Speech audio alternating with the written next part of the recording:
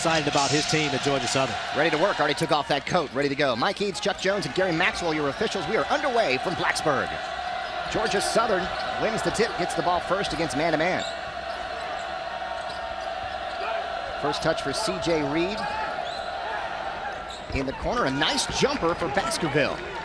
And great execution by Georgia Southern on their first possession. And if you're Coach Young, you love to see that, because when you guys come out and do exactly what you want to do in the beginning of the game and coming out of timeouts, that is great execution.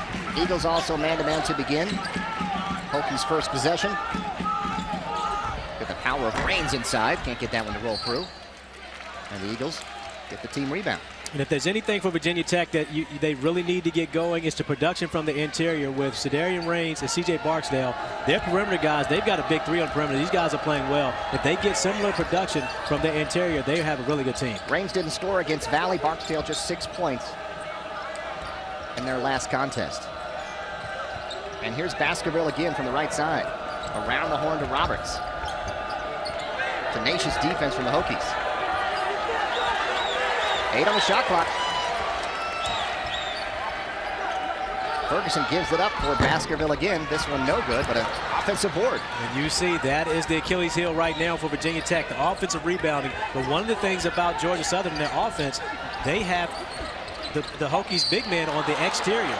As you see, Ferguson continuing to be active with other offensive rebound. Again, he's at the rim, has an opportunity to score, doesn't make it, but gets the ball back. And then, of course, forces a foul on Raines. And similar to their game against Mississippi Valley State, Raines was substituted for early because they were giving up offensive rebounds. As the big guy, that's kind of your responsibility. Eric Ferguson, a 72% free throw shooter. First team All-Southern Conference. And look at the ACC preseason poll. NC State at the top. You got to expect Virginia Tech's going to move up pretty quickly once the conference starts playing real games. Well, I think they have a chance to get into that top 6 or 7 in the ACC, but conference play is so different because, of course, you're talking about people who are familiar with you. And even though James Johnson in his first year, the ACC teams have truly been paying attention to what Virginia Tech has done. Good start for the Eagles. Couple of free throws and lead 4-zip. Green, a nice split of the defender. Shot in and out. And a foul inside a hold against the Eagles. Joey Van Zegeren getting some early chances here for James Johnson. And Eric Green getting an opportunity that he likes and doing a great job splitting. But Joey Van Zegeren has done a great job in Cedarian and Raines. When Raines is on the bench, Van Zegeren has done a great job, especially attacking the rim and the offensive boards. Roberts knocks away the baseline inbound, so they'll do it from the right side. Robert Brown coming off a real good couple of weeks. Loses the ball on the baseline on the inbound, though. A turnover for the Hokies. This definitely was not the fast start that James Johnson was talking about. And the difference between Mississippi Valley State and Georgia Southern is that Georgia Southern has a number of guys that can score the basketball. Mississippi Valley State was pretty much one-dimensional, relying on one guy, but Georgia Southern has a number of guys that can score. Baskerville, soft touch from the right side this time, and it's 6-0. Charlton Young talked about shot selection. So far, they're taking some good shots. Brown goes inside out. Long jumper doesn't roll in for Eddie, but a good offensive board for Van Zegeren. Brown can't connect, though, and here comes the Eagles again.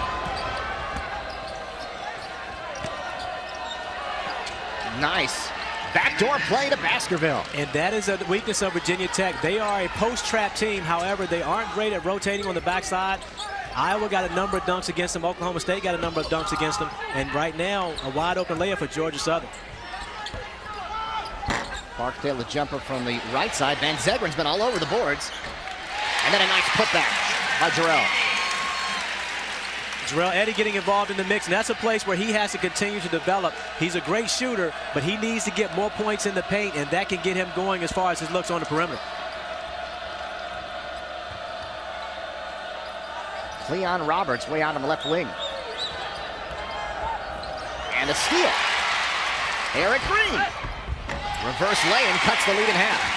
And that's what Eric Green does. When Virginia Tech needs to play, they normally call on number 11, and he's delivered all season long in this early year for Virginia Tech, and he's a guy that's always got his hands in the passing lane.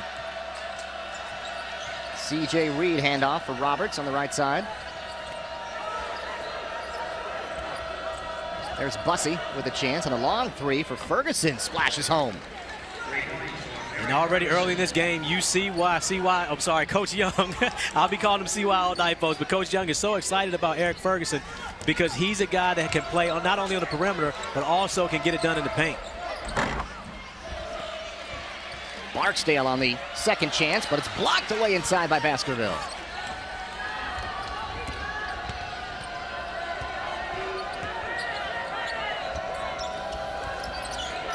Van Zegeren on the trap. Baskerville, this time from the left side, can't connect. And Green, by himself, splashes that one in. Eric Green has been tremendous at forcing the tempo all year, continuing to push the basketball at the rim for Virginia Tech.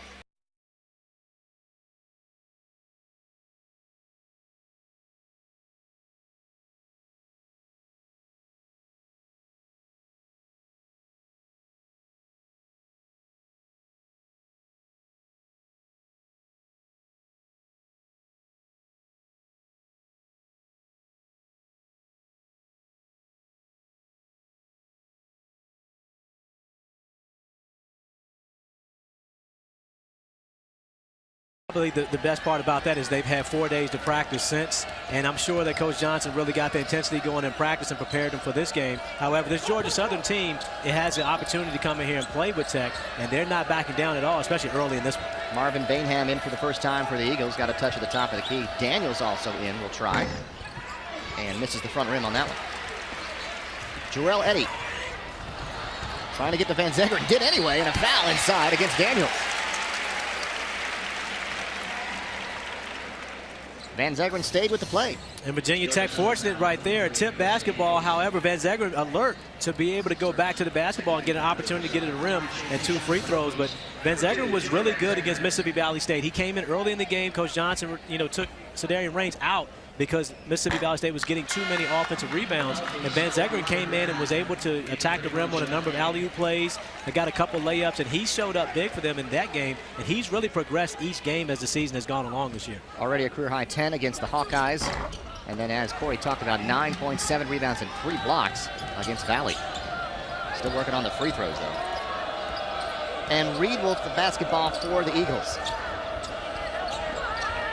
On the low blocks, backing in, Rankin. Bainham. Over to Bussey, the long jumper. No good, ball tapped out. Saved, but no, Green was on the sideline. And although it's not a second chance opportunity, another possession for Georgia Southern. Georgia Southern 15-15 last year, and the coaches poll this year has them 3rd in the South. And they have an opportunity to be successful, especially when you've got a guy like Eric Ferguson on your team. And then the addition of C.J. Reed running the point position this year. He was the MEAC Player of the Year 2010-2011, and a guy that is experienced and understands how to play the point guard position. I think they have a chance to be successful. Transferred from Bethune-Cookman to Central Florida, but then they had issues, and so he got a chance to come to Georgia Southern. An inside play doesn't roll for the Eagles, but they drew the foul. And as you see right there, instead of them getting a bad possession, Reed is able to get them in the offense that they need to be able to run, and the right guys are getting shots. And of course, playing for Coach Young, that's exactly what you're looking for, because now you talk about coaches. Coach Young was a very good point guard. And so, of course, he's going to be able to coach point guards, but he wants certain things to be able to happen on the court, and you've got to have a guy that understands the game, and he has that in C.J. Reed to go out and execute your game plan. So Darian Raines returning for Virginia Tech. Charlton Young, pretty excited about last season, but a couple of injuries here to start this year in a very tough schedule. Trying to get them ready for Southern Conference play, and they've already had to play 2 games in their conference. And their team, again, I think, of course, when you're a mid-major team, you're going to go through some bumps in your non-conference season, but the way that Coach Young is coaching them, it's in order to be successful once they get to conference season, because that's the most important part. If you're able to be successful there and win your tournament, you get to dance in March. Robert Brown with the ball. Marshall Wood, the freshman, traveled at the free throw line. A little shaky here for the Hokies early on. And that's uncharacteristic of Marshall Wood, who's a very good shooter. You would expect Marshall Wood to catch that at about 15 feet and just knock that shot down. He was uncertain as to what he wanted to do there and ended up traveling because of it. A lot on the minds of the Hokies players, obviously, with the exam schedule in earnest right now on campus. Trying to focus on basketball, too. Shot doesn't roll home, but it is a loose ball against Georgia Southern this time. And they'll walk him down. But you see how Georgia Southern is attacking that offensive board, and that's Coach Young letting them know, hey, guys, these guys are weak on their own defensive glass. We have to attack after every shot and see if we can get another possession. Eric Green for the Hokies. And up top, Rains. Marshall Wood trying to get it down to Brown. It's knocked out of bounds by the Eagles. Jarrell Eddy coming back in for the Hokies.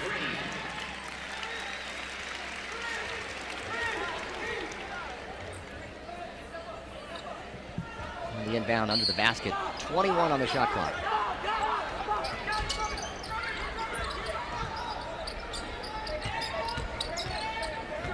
Eddy backs away from the trap, and Marquise Rankin running the point. 9 on the shot clock.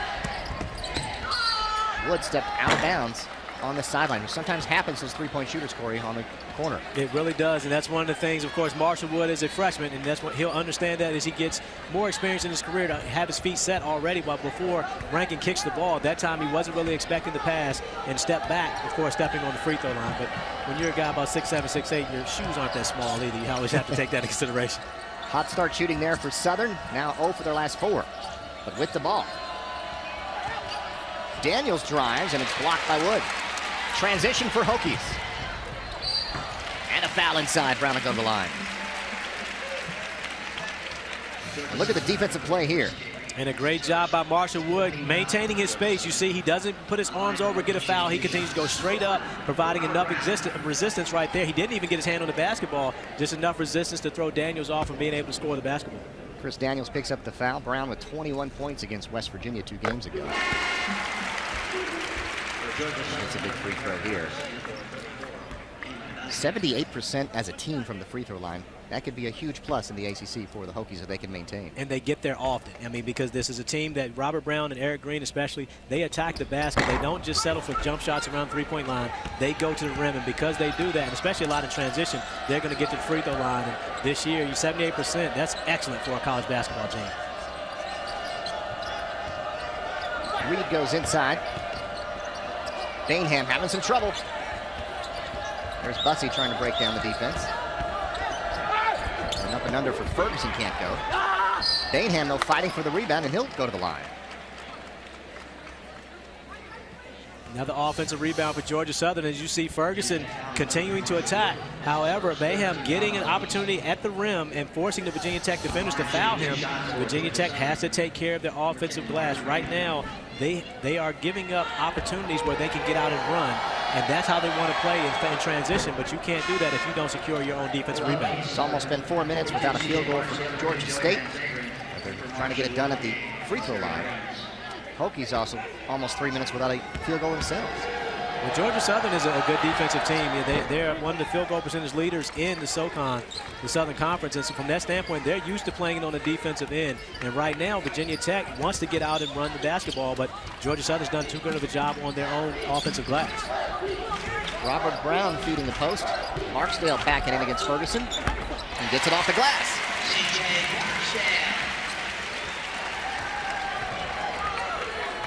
And that's what C.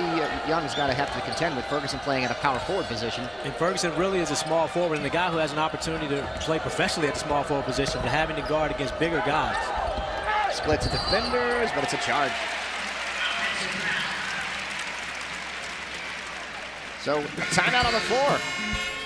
Remember Bimbo, one of the great scorers ever. Bronze, but watching him and knowing that it was a guy right down the street that was on the Olympic team was pretty impressive to me. Eric Green for the Hokies in the corner, Brown. But a nice rebound down low. Barksdale can't get it to go. Georgia Southern looking for their first field goal in the last 4.5 minutes. 0 for 5 recently. And on the ground, Southern was looking for a timeout, couldn't get it. And here's a turnover. And a great job by Southern getting back defensively. Virginia Tech is one of the best running teams in the country, not just in ACC, but in the country. But Georgia Southern doing a great job getting back in transition off of a turnover and not giving Jarrell Eddy what seemed to be a wide open look from three and forcing them into throwing the ball dead ball out of bounds situation. And now their defense is set in order to be able to guard Virginia Tech in the half court. Cleon Roberts coming back in. Nice play by Bainham. Will get a breather for Charlton Young. And the inbound for the Hokies in the corner. Eddy wide open. Back rim, over the back. Van Zegeren, it'll be good box out for Ferguson in Southern basketball.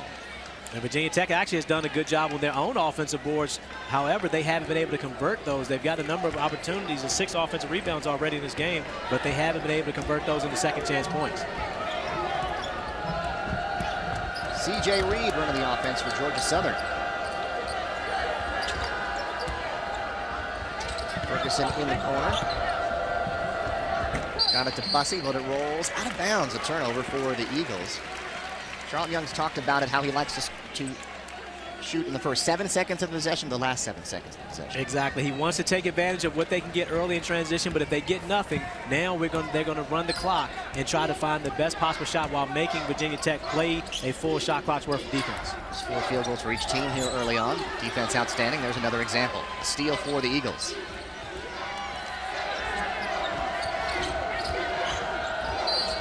And the blocking foul against Van Zegeren.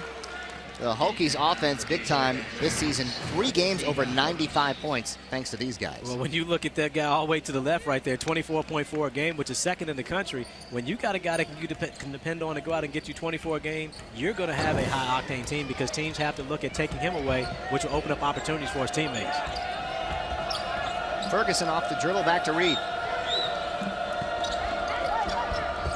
Bad pass over the head of Roberts, and this could be Jarrell Eddy time. He'll go to the line. And that was Roberts. Great hustle by Jarrell Eddy. Of course, it would have been a backcourt violation if the Georgia Southern player had touched it. However, Eddy not giving up on the play and winning the foot race to the rim and then getting an opportunity for 2 free throws where you may as well just count this as a basket because this guy's an unbelievable free throw shooter. That's a good coaching point, too. Sometimes players will give up on it. Just touch the ball and you can get the violation and set up your defense. That's true. You would much rather have the dead ball turnover compared to Jarrell Eddy getting an opportunity at the rim and then for 2 free throws. 84% on the season for Eddy at the line. What am I doing here? I'll tell you what. That's twice I've done that today. Well, I think I talked him up a little bit too much. I already said to count these. Get myself in some trouble here. But I'll stop that. You mentioned it, an 84% free throw shooter, not a guy that misses often, and is always one of the best free throw shooters in the ACC. Doesn't get to the line enough normally to be counted in that category, but this year he's been much more effective inside the paint and got to the line much more often. It's the second.